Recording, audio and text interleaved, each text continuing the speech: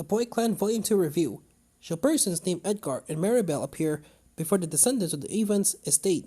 Said descendants are to donate the entire Evans fortune to them, regardless of their station, nationality, or age. 1780 Oswald O. Earl Evans.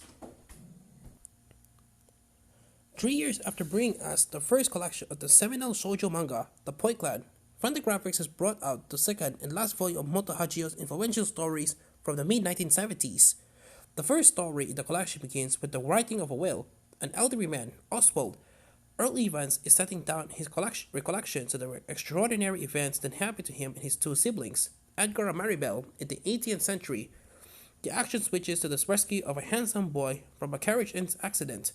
For a long while it seems as he's never going to wake from a coma, but then he does and eventually regains his memory, telling the man who rescued him, Lord Henry Evans, that his name is Edgar. When the beautiful Maribel arrives, the stage is set for a tense family drama of succession, complicated by the machinations of Henry's ne'er-do-well younger brother Roger, but what's become an off Alan.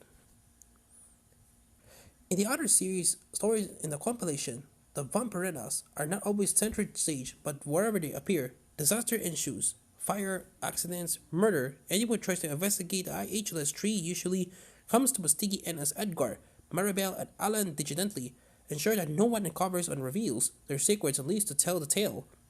Their stories, dating from the mid-1970s, are living and action-packed, so dispelling the impression that, given the mangaka's art style in depicting the three central characters, everything will be synced with an effort and dangerous haze. The story having the energy at the comics at the time.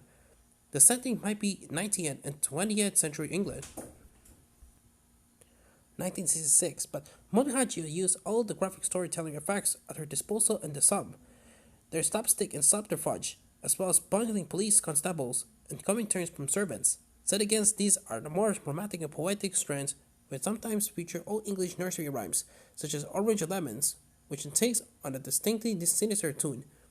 The difficulty for readers today comes in establishing some deep connection or sympathy with the ageless children of the Point Clan. These Vampirellas, vampires, and turn out of nowhere, get adopted by a new family or other descendants, and then quietly yet ruthlessly have recovered. There are a few rather insightful musings for the mangaka in the sidebars as to some of the practical aspects of a Vampirella's existence. For example, what happens if a Vampirella is destroyed with a silver bullet or the stake through the heart? They're so ancient that they will instantly crumble to dust, and this will be their clothes. But what if they're put on new underpants today? Will the underpants remain behind? Considering that these manga were first published a little before Anne Rice's interview with the vampire, it's fascinating to see a Japanese writer's perspective, exploring the concept of a child vampire, one who grows old in years but perpetually looks like a child or is here a young teenager.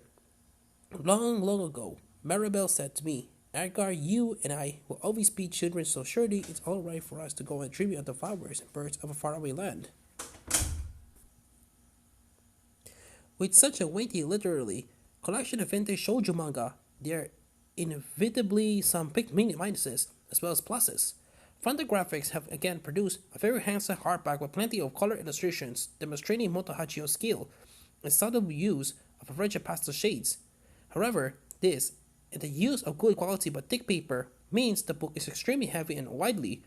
Richard Thorne is a distinguished scholar and translator, but I found myself wishing for translator's notes to explain why she thanks one expert for his invaluable assistance with the East Anglian accent, and another for her help in London accents, resulting in frankly clunky and painful to read dialogues such as no sunshine, nothing but clouds and fog, and how does rain, and how'd it go? Did Moto Hagio use an equivalent local dialect in Japanese? It was then why these accents were thought to be appropriate. Sometimes it is better not to resort to renderings of English dialects accents, and it almost always reads and sounds like Dick Van Dyke's Cockney.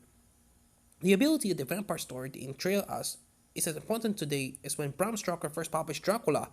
However, beautiful as the artwork is, I will argue that the storytelling which flirts from one viewpoint to another, never settling for one long enough to establish a connection with the reader, has stated, as has a rather awkward juxtaposition of old-fashioned comedy caricatures, mostly the servants and lower-class criminals, with the beautiful, more mortal boys and girls, even in the swinging London sections.